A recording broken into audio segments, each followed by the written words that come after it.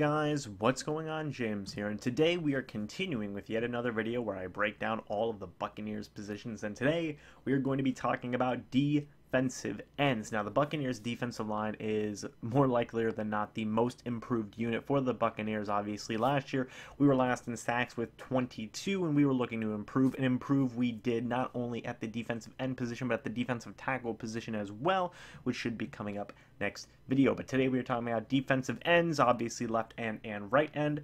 So let's look at them. So at the left end position, you have Jason Pierre-Paul, JPP, you have Noah Spence, you have Channing Ward, you have Pat O'Connor, and you also have William Golston. Then on the right end position, you have Evan Parisot, Damone Harris, Vinnie Curry, and Will Clark. For guys like Parisot and Harris and Ward and O'Connor, I don't really know where they would go because on the Bucs official website it just says defensive lineman, so I kind of had to put them where I thought that they might go. Honestly, I couldn't tell you.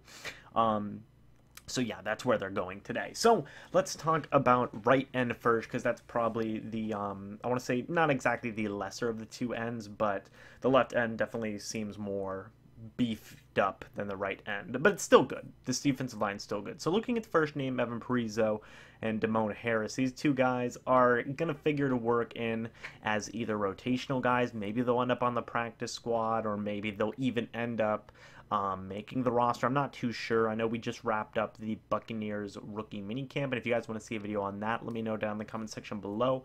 But much like most of the guys I've talked to who kind of fit into that realm of they are trying to make the roster and maybe they're going to try and be rotational guys or backups, these two both fit into that category. I think it was a couple years ago we had Ryan Delary or something. I think he went to the Panthers and he was actually really pretty decent for them. So, you know, maybe if these guys do turn out to be something special, maybe we don't get rid of them this time and they go off to a competitor and do something crazy.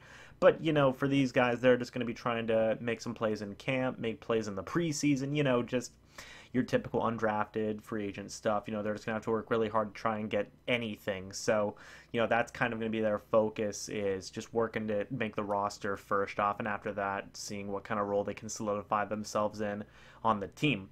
Next, you have Will Clark, 2.5 sacks last year. The year before that, I believe he had 4 with the Cincinnati Bengals. He did lead our defensive ends and tackles, and we did re-sign him. I think we only had him on like a 1-year deal last year, and then when that was up, we re-signed him to another deal. So honestly, I do think that he is going to make the roster. Clark will. 2.5 sacks, I know, is not very good. He did only start 1 game. He played in 15 games, which is, you know, not the best, obviously, if you're being a rotational pass rusher like Mike Smith likes to do, and you still only got 2.5 sacks. But like I said, that led the team last year. It wasn't a very impressive, last year, the Bucs sack totals. So still, 2.5 sacks for a rotational guy, for a backup, it's pretty good. I think that he can still make the roster, and you know, I think he can still be valuable as a rotational guy. So, you know, good on him.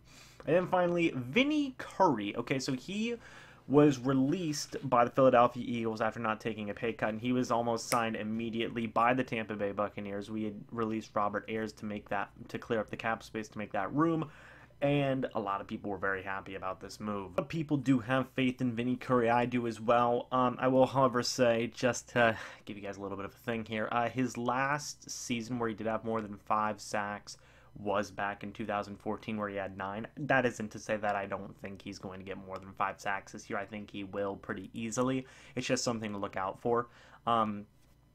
Curry's kind of a guy who he's been a very rotational kind of guy. He did start 16 games last year, but the Eagles kind of like to do what the Bucs do and rotate pass rushers, so maybe the opportunities weren't necessarily there for Curry. However, he should figure to be a pretty big part. We gave him a very big contract, so you figure they at least believe he's going to get some type of pressure, and I feel that he's going to be very good. And the Bucs do too, so you gotta trust him on that, and I trust him, and I hope you guys like the Vinnie Curry move as well.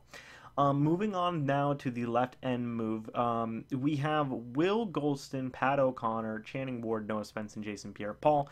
This position is definitely really nice in my opinion, because not just because you have Jason Pierre-Paul there, you also have Noah Spence, but looking at guys like Channing Ward and Patrick O'Connor to start off, same thing like Parisot and Harris, they're probably going to figure to try and get some preseason snaps, maybe try and make the team, maybe try and make the practice squad. It's going to be very hard for them. You probably want to expect the Bucks to carry around at least 10 defensive linemen, so, you know, maybe 3 defensive ends on both sides and 4 defensive tackles. That's probably what they're going to end up doing.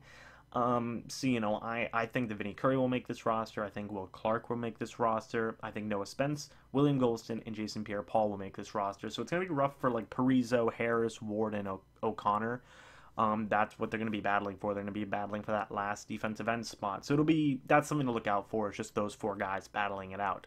Next, we have Will Golston, who did sign, I believe, a 5-year, $35 million contract a little bit ago. Correct me if I'm wrong. I'm probably wrong on that contract. But we did sign him to an extension a couple years ago, and last year I do think he only played in around 10 games, something along those lines, starting, that is, something like that. I know he had a really bad neck injury that put him out for a couple of games, and that was unfortunate. So, you know, that's just not good. Obviously, if you're Will Golston, you're trying to make the roster, you know, it's kind of a disappointing thing. I don't think you have Will Golston there to be a pass rusher. I think you have him there to stop the run more, stuff like that. That's kind of what you're paying him money for, so expect him to be in on early down plays, stuff like that. He's never been a phenomenal pass rusher. It's always been something that he needed to work on. You kind of value him more as a run stopper and stuff like that. But also moving on to Noah Spence. This one's interesting because Noah Spence hasn't been able to stay healthy. His first year, he had 5.5 sacks, obviously with injuries along that way. And then later on, he had, you know, next season, he only had 1 sack. However, he did miss 10 games, which was very unfortunate. So he needs to end up staying healthy. He needs to find a way to be able to play a full season, because I think if he was to be able to play a full season, we would be seeing a very good Noah Spence. He's shown very good flashes of potential and whatnot. You know, 5.5 sacks his first year as a rotational rookie. That's pretty darn good. So that's something to look out for. Definitely something to keep an eye on is if he can stay healthy. Maybe Brentson Buckner teaches him some ways to, you know, work with his shoulders so they don't get torn as much. You know, it's all about, I think it's a lot of it's technique possibly with Spence. And that kind of affects his health, so Buckner being here definitely helps out all of these guys. I can't stress that enough, that Brentson Buckner is a huge addition to this pass rushing team. So finally, we have Jason Pierre-Paul, JPP, the guy who we traded for, traded a 3rd round pick to the New York Giants to acquire 8.5 sacks last year. Would have been far and above the best on the team. I think it would have actually been number 1 past Gerald McCoy's 6.5.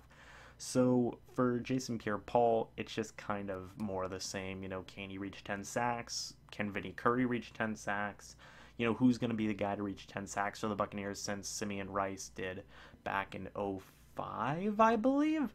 So that's kind of what you're looking for, is who's going to be the guy to get 10 sacks, and we've definitely got the tools now to improve with Curry, with JPP, and Noah Spence. There's depth. So I think Pewter Report called the Bucks defensive pass rush depth like insane, and I don't think it is.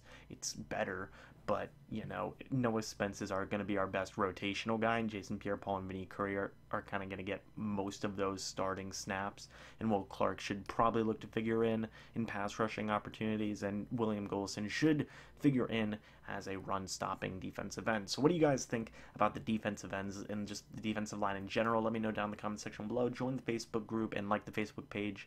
Those are all brand new, and subscribe if you're new. And thank you so much for watching. Share it with all your friends. Share it on Facebook. Share it on Twitter. You know, share it with the Bucks players if you want.